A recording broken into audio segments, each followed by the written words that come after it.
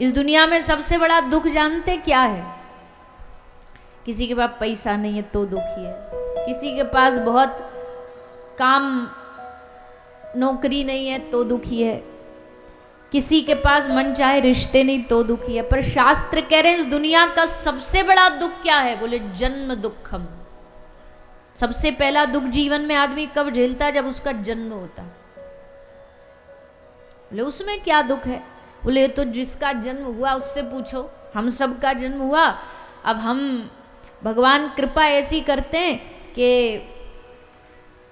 उस जन्म के दुख को भुलवा देते हैं। जन्म के दुख को ठाकुर जी भुलवा देते हैं। 9 महीने के गर्भ में जो पड़े हैं उसके दुख को भुलवा देते हैं।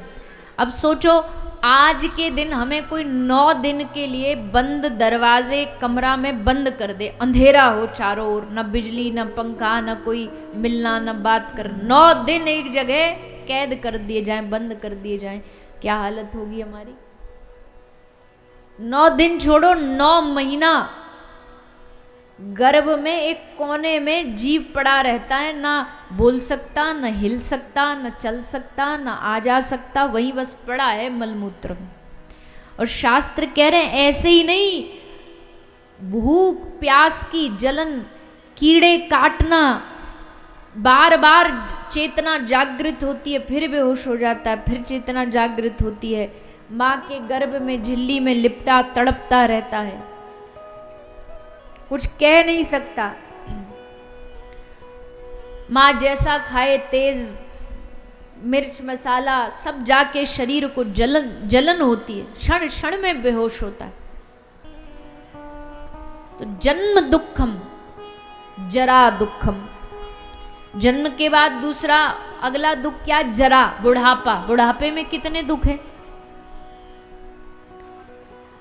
अभी बुढ़ापा आया तो नहीं, पर बुढ़ापा जिनका देखा है उनको देख करके तो यही समझ आता भैया शरीर काम करना बंद कर दिया। कई ऐसे लकवा मार गया, एक ही चारपाई पर पड़े हैं, वही मलमूत्र त्याग रहे हैं, पड़े पड़े शरीर में जख्म हो गए हैं।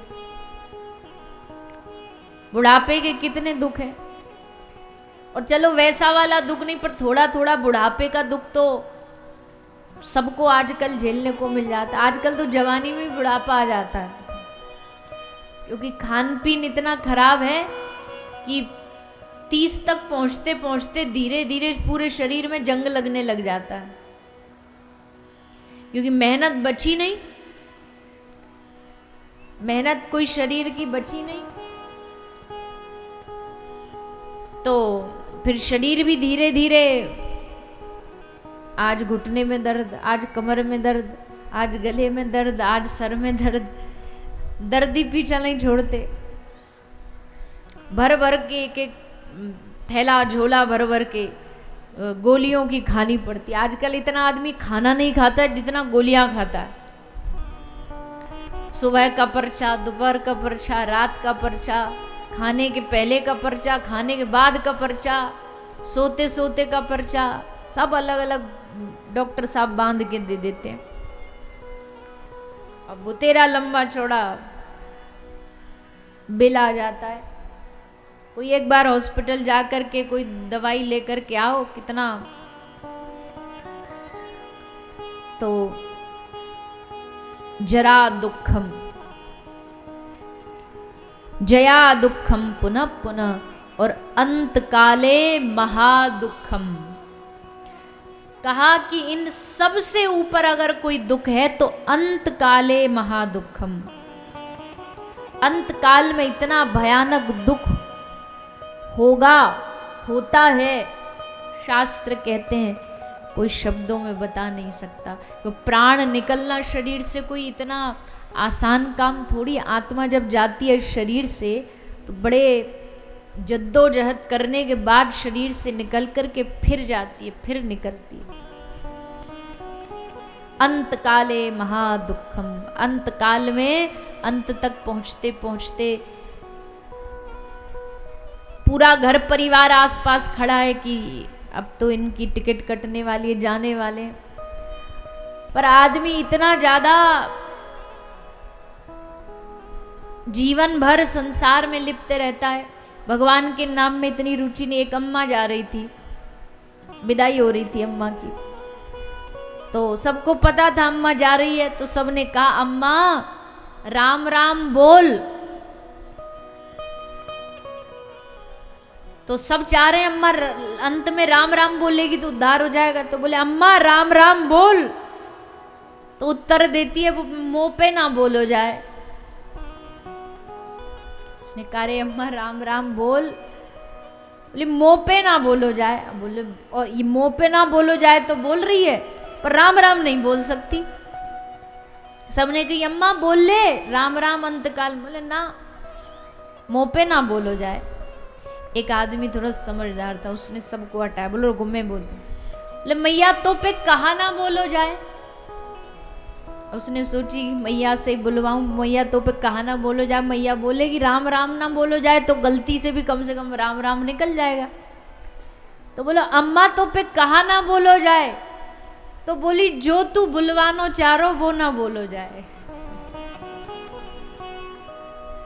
जो तू बुलवाना चाहता है वो नहीं बोलूंगी। मैया फिर तू जा, ऐसे ही विदा हो जा। जीवन भर भजन किया नहीं और अंत में चाहो कि भगवान, निकलता ही नहीं। जीवन में कभी राम नाम लिया नहीं, इसलिए अंत में आता नहीं। अंत काले महादुखम, अंत काल में महादुख की अनुभूति होती है, ऐसा शास्त्रों का वचन। हाँ, जो भगवान के आश्रित होते हैं वो, उनको कोई जीवन में दुख नहीं होता। वो जब जाएंगे तो वो तो, जितने भी भगवान के भक्त, उनका जब विदाई हुई है, गए इस दुनिया से, बड़ी विचित्र विदाई हुई। नंददास जी गए, उन्होंने जा रहे थे, चारपाई पर पड़े थे, भूमि पर पड़े थे, तो पूछा कि अंत समय में जाते जाते क्या दिख रहा है आपको? तो उन्होंने कहा देखो देखो री नागर नट निर्तत कालिंदी तट। ठाकुर जी रास करते दिख रहे थे नंददास जी को। सूरदास जी जा रहे हैं, आप जाते जाते क्या सोच चल रही है? तो जाते जाते भी गाया भरोसो दृढ़ इन चरणन केरो, श्री वल्लभ नक चंद्र छटा बिन सब जग मांझ अंधेरो। मीरा गई तो द्वारिकाधीश में समा गई, महाप्रभु श्री जगन्नाथपुरी के मंदिर में समा गए। तो वही जो भगवत प्रेमी होते हैं उनका जाना अलग होता है, वो तो जाएंगे भी। तो कबीरा जब हम पैदा भये जग हंसा हम रोए, ऐसी करनी कर चलो हम हंसे जग रोए। भगवान के भक्त जाएंगे तो हंसते हंसते जाएंगे, और संसार वाला जब जाएगा तो रोता रोता जाएगा। क्यों? क्योंकि उसको पता मूल भी गया, ब्याज भी गया, खाली आठ रह गए, अब क्या मिला? कुछ भी प्राप्त नहीं हुआ। तो अंत काले महादुखम तस्मात् जाग्रहि जाग्रहि। परीक्षित जी जानते हैं अंत काल का दुख बड़ा भयावह होने वाला है, इसलिए काम करो, मृत्यु याद ही ना रहे ऐसी किसी जगह पर जाओ जहां यही याद ना रहे कि मरने वाले हैं। इतने उसमें खो जाएं, ऐसे आनंद वाली जगह पर चले जाएं जहां मरने का जीने का कोई भान ही ना रहे। तो ऐसी जगह कौन सी है? बोले ऐसी तो जगह वही हो सकती है जहां संतों की सभा लगी हुई है। संतों की सभा में बैठेंगे तो संत जन हमें भगवान की चर्चा सुनाएंगे। इसलिए गंगा के घाट पर संतों का समूह लगा हुआ था। श्री राजा परीक्षित वहां जाकर के बैठ गए। अतः पृच्छामि संसिद्धिम योगिनां परमं गुरुं, पुरुषस्य यत् कार्यं म्रियमाणस्य सर्वथा। देखो जी महात्माओं, आप सब जानते हो मृत्यु तो सबकी आनी है। संसार में हर आदमी, संसार का मतलब ही है जो मृत्यु की ओर हर रोज खिसकता जा रहा हो, सरकता जा रहा हो। इसलिए कोई ऐसा उपाय बताओ कि मरते हुए व्यक्ति को क्या करना चाहिए। तभी श्री सुखदेव जी का वहां आगमन हुआ। सुखदेव जी ने देखा राजा परीक्षित न केवल राजा है। अब ये राजा नहीं है, अब ये राज ऋषि है, क्योंकि जिसने सब कुछ त्याग दिया और संतों की शरण में आके गंगा के घाट पर बस कथा की प्यास लेके बैठा है, अब वो राजा नहीं है, वो राज ऋषि है। सुखदेव जी बड़े प्रसन्न हुए और राजा परीक्षित को कथा सुनाना आरंभ किया। वरियानेश ते प्रश्न कृतो लोक हितम नृप। राजा के प्रश्न को सुनकर के सुखदेव जी पहले तो बड़े आनंदित हुए। प्रश्न से ही समझ आ जाता है कि ये आदमी कितने पानी में है। जो प्रश्न करते हैं ना संतों के पास जाके, उसी से समझ आ जाता है। जैसा प्रश्न होगा साधु समझ जाएगा कि भाई इसके जीवन में कितनी भक्ति, कितना धर्म। अगर अपने ही बाल बच्चों के बारे में पूछता रहेगा तो मतलब इसको भगवान से कोई लेना देना नहीं। और कोई अपने स्वार्थ को छोड़ करके अपने कल्याण का मार्ग पूछेगा तो साधु समझ जाएगा कि ये भक्ति और धर्म के बारे में जानता है।